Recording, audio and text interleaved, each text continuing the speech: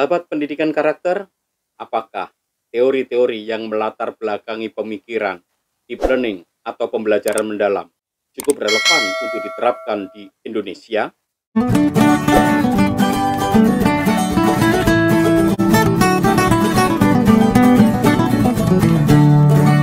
Tanya Pak Doni saja. Sahabat pendidikan karakter, Pak Muti mengusulkan pendekatan pembelajaran mendalam untuk mentransformasi pendidikan di Indonesia.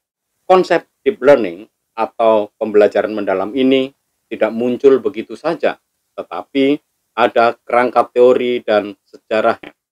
Sebelumnya mungkin masyarakat tidak banyak tahu sebenarnya apa yang dimaksud Pak Muti melalui konsep deep learning yang pada saat awal viral dengan istilah full. Pembelajaran yang mindful, meaningful, dan joyful. Lalu disebut full. Tetapi belakangan masyarakat semakin tahu ketika Pak Muti sendiri menjelaskan sebenarnya apa yang beliau maksud dengan deep learning. Kalau kita perhatikan kerangka teorinya, teori yang dipergunakan oleh Pak Muti ini muncul pada tahun 70-80-an.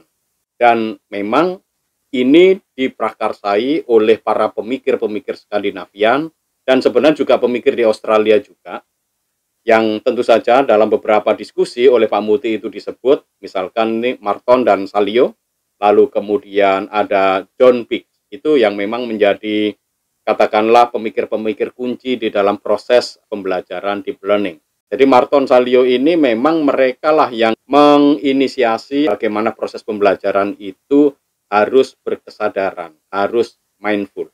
Karena nanti kalau kita lihat pendekatan Marton dan Salio itu memang sangat berbeda dengan pendekatan-pendekatan yang lain di dalam kerangka teori pembelajaran. Karena Marton dan Salio itu mencoba melihat pembelajaran itu bukan dari sisi luar. Karena selama ini pendekatan yang dipergunakan melalui taksonomi Bloom itu umumnya pendekatan dari luar. Hasil belajar peserta didik dinilai dari tahapan-tahapan piramida taksonomi Bloom, mulai dari mengingat, memahami, menerapkan, menganalisis, mengevaluasi, dan menciptakan. Umumnya pendekatan yang dipergunakan dengan pendekatan taksonomi Bloom itu dipergunakan oleh para tokoh-tokoh pendidikan yang lebih ke arah psikologi, ya, pendekatan-pendekatan psikometrik, maka beberapa ujian-ujiannya pun menjadi ujian-ujian yang sifatnya dari luar. Tetapi Marton dan Salio itu konsepnya berbeda, karena dia mencoba meneliti bagaimana pembelajaran itu berprogres dari dalam diri si pembelajar. Maka dia kemudian membedakan tuh antara pembelajaran yang dangkal atau surface dan pembelajaran yang mendalam atau deep learning. Coba kita dengarkan dulu ya bagaimana Pak Muti menjelaskan tentang latar belakang dari deep learning itu. Saya ingin menyampaikan 3 hal terkait dengan deep learning ini yang sesungguhnya bukan konsep yang baru dalam dunia pendidikan. Pak Muti menjelaskan konsep deep learning ini sebenarnya bukan konsep yang baru, ya. Memang benar. Deep learning itu adalah pendekatan yang sudah muncul mulai tahun 70 sampai 80-an terkait dengan bagaimana seseorang itu berproses di dalam belajar. Kita lanjutkan. Kalau kita baca literatur tentang approaches to learning, istilah ini muncul pertengahan tahun 70-an, terutama di negara-negara Skandinavia, dan tulisan-tulisan yang banyak berbicara tentang deep approach dalam pembelajaran itu, misalnya yang banyak menulis itu Marton Salio dan tokoh-tokoh lain dalam dunia pendidikan negara Skandinavia. Nah, di sini Pak Muti kan menyebut itu tokohnya kan, Marton Salio kan. Nah, itu memang benar. Jadi pemikiran tentang deep learning, bagaimana belajar itu bisa dievaluasi dan dilihat dari dalam diri peserta didik, itu yang meneliti memang pada tahun 70-an itu Marton dan Salio ini. Jadi mereka mencoba melihat bagaimana progres belajar itu muncul dari dalam diri si pembelajar itu sendiri. Ini tentu saja sangat berbeda dengan pendekatan taksonomi Bloom yang lebih ke arah psikologis untuk menilai hasil belajar seseorang itu dari luar dengan model ujian, misalkan pilihan ganda atau soal-soal yang diberikan lalu mereka mengerjakan. Nah, ini sesuatu dari luar dan itu lebih ke psikologis. Tetapi Marton dan Salio itu dia punya pendekatan yang agak berbeda karena proses pembelajaran itu harus dilihat dari dalam diri peserta didik itu sendiri. Sebenarnya apa sih yang terjadi dalam diri peserta didik itu? Itulah yang disebut tadi oleh Pak Muti, pemikiran dari Harto dan Saldio itu. Kita lanjut ya. Tapi kemudian memang agak berkembang sampai tahun 80-an, 90-an ketika istilah ini mulai diresonansi oleh para proponen dari kelompok kognitivis yang memang banyak mengangkat tema-tema ini dalam pembelajaran di dunia pendidikan. Nah, kelompok kognitivis ini adalah para pemikir yang mencoba meneliti dan menelaah bagaimana sebenarnya manusia itu berpengetahuan. Mereka yang beraliran kognitivis adalah orang-orang yang mencoba memahami bagaimana manusia itu berproses di dalam memahami dan mengolah informasi. Itu yang sebenarnya disebut dengan aliran-aliran yang kognitif. Jadi bagaimana manusia bisa mengembangkan kognisinya, menambahkan pengetahuannya dari hari ke hari. Nah, bidang-bidang kajian ini umumnya masuk di dalam kelompok yang disebut kelompok oleh Pak Muti tadi adalah kelompok kognitivis. Oke, kita lanjut lagi. Tapi penguatan-penguatan dalam teori ini memang kalau kita tarik pada teori dan aliran pendidikan mungkin bisa ketemu dalam konteks awalnya itu pada aliran konstruktivis dan aliran information processing. Nah, jadi selain kognitivis, Pak Muti juga menyebut beberapa kerangka teoritis di belakang nanti pemikiran deep learning itu adalah kelompok yang disebut konstruktivis. Dan berikutnya adalah kelompok yang mempelajari secara khusus model pemrosesan informasi. Bagaimana seseorang itu belajar, bagaimana mereka memproses informasi. Nah, itulah yang kemudian coba diteliti, dipahami, sehingga seseorang itu bisa belajar dengan lebih baik. Pada kanal YouTube saya sebelumnya yang berjudul Salah Kaprah Deep Learning, di situ saya juga berfokuskan pada processing information model. Karena di dalam proses pembelajaran, supaya kita itu efektif, Bapak Ibu guru itu perlu tahu sebenarnya apa yang terjadi di dalam otak kita, otak anak-anak kita ketika dia memproses informasi. Nah, kelompok ini disebut ya kelompok teori-teori yang berbicara tentang bagaimana pembelajaran itu ditinjau dari sudut pandang individu memproses informasinya. Ini yang juga disebut oleh Pak Muti, karena memang deep learning itu nanti pada dasarnya adalah bagaimana seseorang itu memproses informasi di dalam dirinya sendiri dan kemudian mengembangkannya menjadi lebih complicated, menjadi lebih maju sehingga seseorang ini bisa bertumbuh dan berkembang dengan pengetahuan yang dikembangkannya atau yang dipelajarinya. Kita lanjut lagi. Yang memang nanti dalam perkembangannya kita melihat bahwa deep learning itu ketika dikaitkan dengan teori information processing itu berkaitan dengan deep level processing of information. Ini yang kadang-kadang ketika saya sempat mengembangkan istilah ini Pak Rektor, itu langsung kawan saya menyebut, Mas, deep learning itu kan artificial intelligence gitu. Yang memang kalau kita lihat artificial intelligence itu basisnya adalah memang deep processing dan data storage yang sangat besar. Jadi yang disampaikan Pak Muti ini benar ya. Seperti paparan saya sebelumnya bahwa deep learning itu memang istilah khusus yang dipakai di dalam artificial intelligence. Karena di dalam algoritma itu bagaimana artificial intelligence bekerja, memproses informasi, mereka itu mempergunakan berbagai macam layer, lapisan-lapisan sampai mendalam, sehingga mereka kemudian bisa mengambil keputusan atau menentukan sesuatu itu seperti apa. Itu adalah cara kerja komputer, cara kerja artificial intelligence dalam mengolah data. Tetapi proses deep learning yang dalam artian artificial intelligence ini tentu tidak dibahas secara khusus oleh Pak Muti, karena Pak Muti sebenarnya tidak berbicara tentang artificial intelligence ini. Tetapi Pak Muti berbicara tentang bagaimana kita memahami cara berpikir manusia yang sedang memproses informasi. Karena cara berpikir artificial intelligence itu sebenarnya mengambil model dari bagaimana syaraf-syaraf dan cara otak manusia itu bekerja. Maka sebenarnya dalam deep learning rujukannya itu bukan artificial intelligence-nya, tetapi bagaimana artificial intelligence itu belajar dari syaraf otak manusia, dari cara bagaimana manusia memproses informasi. Kalau Bapak Ibu guru tahu bagaimana cara kerja otak kita dalam memproses informasi, maka Bapak Ibu guru pasti akan dengan lebih mudah mengarahkan anak-anak untuk memproses informasi dengan lebih benar. Namun demikian memang di dalam teknologi yang modern seperti sekarang ini, artificial intelligence itu bisa dipakai untuk membantu proses pembelajaran dan ini juga sudah dipakai di negara-negara maju seperti di Cina dan di beberapa negara maju lainnya. Kalau di Cina yang saya tahu, mereka sudah mempergunakan artificial intelligence ini untuk menilai berbagai macam perilaku ekspresi dari siswa sehingga dari situ bisa dilihat, oh apakah siswa ini senang atau tidak dalam belajar, apakah dia berprogres atau tidak. Bahkan reaksi-reaksi yang ada di dalam diri siswa itu bisa ditangkap melalui sebuah program dengan algoritma khusus tertentu sehingga guru-guru itu langsung bisa tahu, oh siswa ini belum maju di dalam belajar. Tetapi ini beda dengan konsep deep learning yang dimaksud Pak Muti, karena ini lebih penggunaan artificial intelligence di dalam dunia pendidikan. Nah itu memang harus dibedakan, karena penggunaan artificial intelligence di dunia pendidikan itu memang akan sangat banyak penggunaannya, sangat banyak manfaatnya. Tetapi untuk sementara karena ini masalah teknis dan menggunakan alat, ya itu sebenarnya bukan menjadi pokok bahasannya Pak Muti menurut saya. Tetapi Pak Muti lebih fokus kepada bagaimana otak manusia bekerja, berproses. Dan itulah yang kemudian memunculkan gagasan dalam diri Pak Muti tentang apa yang disebut dengan pembelajaran mendalam itu.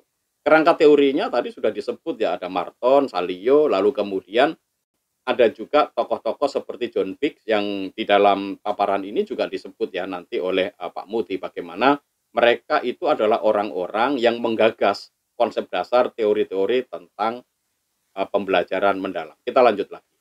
Kemudian yang kedua adalah teori konstruktivis yang menyebutkan bahwa belajar itu adalah proses di mana kita itu construct knowledge.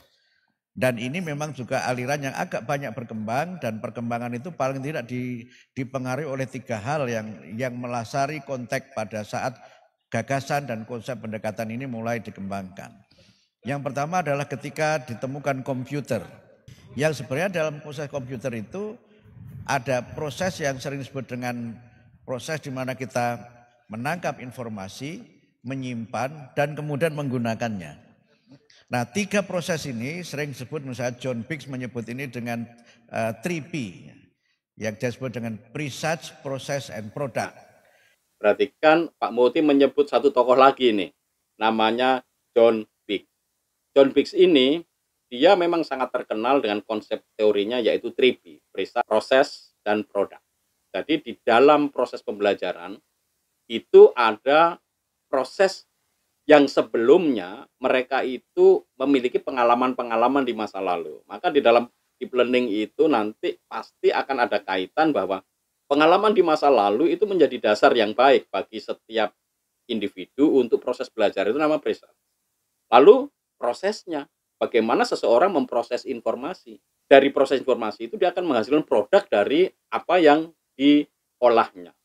Dan tentu saja menurut John Biggs, seseorang kalau memprosesnya itu kurang baik, tentu saja produknya itu juga kurang baik. Kita akan coba lihat bagaimana Pak Muti memahami hal ini juga. Yang bagaimana produk itu sangat ditentukan oleh the level of process that we implement for the acquisition of information. Kira-kira bahasa UNM-nya begitu. Jadi sejauh mana proses itu kita gunakan dalam menangkap informasi. Dalam kaitan ini sebenarnya kita melihat the depth and the quality of the process. Bagaimana kedalaman dan kualitas proses itu akan menentukan bagaimana kualitas dari belajar dan ilmu yang kita hasilkan. Perhatikan Pak Muti mengutip John Biggs dan memang ini pendidik besar ya. John Biggs ini adalah pemikir pendidikan dari Australia. Dan dia selain dengan konsep teori 3P-nya itu tadi yang mencoba bagaimana melihat proses belajar seseorang itu harusnya berkualitas dan kualitas hasil belajar, kualitas proses ini sangat tergantung dari bagaimana dia mengelola informasi sebelumnya, ya. Itu akan menghasilkan pengetahuan baru yang memang bermakna bagi seseorang itu. Dan John Biggs ini adalah orang yang menemukan solo taxonomy, yaitu structure of observed learning outcome. Ini memang agak berbeda ya, nanti akan saya jelaskan mungkin di edisi berikutnya tentang perbedaan antara solo taksonomi dengan taksonomi Bloom. Memang ini mereka menemukan di dua era yang sama tahun 70 sampai 80-an, tetapi pendekatannya sangat berbeda. Jadi ini akan sangat tergantung dari bagaimana seseorang itu belajar, melihat proses pembelajarannya, apakah pembelajaran itu mendalam atau tidak. Itu bisa dinilai, dilihat melalui progres pendekatan pembelajaran melalui Solo taksonomi ini. Kita lanjut lagi. Yang kedua adalah pemahaman manusia tentang otak. Bagian-bagian otak manusia itu juga menjadi bagian yang memang berpengaruh, dan kita juga baru sadar ternyata otak manusia yang sangat terproteksi luar biasa itu kan kemudian memiliki bagian-bagian yang semuanya berkaitan dengan proses-proses bagaimana kita mengolah informasi, proses yang berkaitan dengan bagaimana kita menyimpan, menggunakan, bahkan proses-proses emosional yang itu ternyata memang ada pada bagian-bagian dalam otak manusia itu. Yang kalau kita lihat bagaimana para konstruktivis ini menjelaskan fungsi otak itu juga hampir sama dengan teori komputer itu.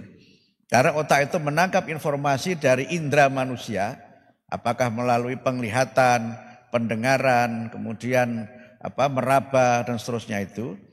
Kalau di teman-teman muslim sebagian malah ada indranya, indra ke-6 katanya, yaitu indra jati namanya yang ke-6 itu. Itu berpengaruh gitu. Nah, jadi sebenarnya kalau kita lihat dari apa yang disampaikan Pak Mukti, ya, ini kerangka teori pembelajaran mendalam itu banyak diambil dari teori kognitivis, kemudian tokoh-tokoh teori konstruktivis, lalu dan pendekatan konstruktivis ini didukung dengan berbagai macam riset tentang pengetahuan mendalam tentang bagaimana cara kerja otak manusia. Sehingga di dalam beberapa kerangka teori tentang pembelajaran yang efektif, itu di situ ada pendekatan yang seperti dalam kanal YouTube saya sebelumnya, pembelajaran mendalam itu akan lebih efektif ketika seseorang itu belajar sesuai dengan bagaimana kodrat dan otak kita bekerja. Jadi sebenarnya kerangka teorinya sangat sederhana. Pembelajaran mendalam mengandaikan bahwa kita paham tentang bagaimana cara otak bekerja, bagaimana cara otak memproses informasi, sampai kemudian bagaimana manusia belajar mempergunakan ilmunya ini dalam hidupnya sehingga hidupnya menjadi lebih bahagia. Karena seseorang yang tidak memahami dan tidak mampu memaknai pembelajarannya, tidak mampu memproses informasi, pengetahuan yang dia miliki, dan tidak memiliki kemampuan untuk memaknainya, ya tentu saja pembelajarannya menjadi sangat surface atau pembelajaran yang sangat dangkal. Jadi kerangka teori yang disampaikan Pak Mukti dalam konteks pembelajaran mendalam ini menurut saya masih sangat relevan, apalagi didukung dengan apa yang ditemukan neuroscience, bagaimana cara kerja otak kita, bagaimana cara manusia memproses informasi, dan lain-lain. Nah, pembelajaran mendalam ini lebih pada pendekatan yang induktif, berbasis pengalaman, bagaimana mulai dari kita mengamati, mengumpulkan informasi, memproses informasi, sampai kita membentuk pengetahuan itu menjadi pengetahuan yang bermakna, bermanfaat bagi hidup kita dan bagi hidup orang lain. Pembelajaran mendalam itu bukan hanya kontekstual untuk kondisi Indonesia, tetapi sebenarnya lebih manusiawi dan lebih umum ya. Jadi pembelajaran yang sangat umum melalui observasi, melalui pengetahuan tentang bagaimana kita memproses informasi itu, dan dengan cara ini kita maju di dalam proses pembelajaran. Saya rasa kerangka teori yang dikembangkan ini dengan dibalut atau didukung dengan penemuan-penemuan atau riset terbaru tentang neuroscience, saya rasa menjadi sangat relevan untuk dikembangkan di Indonesia. Pembelajaran mendalam ini ada sebuah perubahan paradigma di dalam memahami siapa si pembelajar. Karena itu, kalau memang konsep pembelajaran mendalam ini diterapkan, tentu akan ada perubahan radikal di dalam proses pendidikan kita. Apakah nantinya akan seperti itu?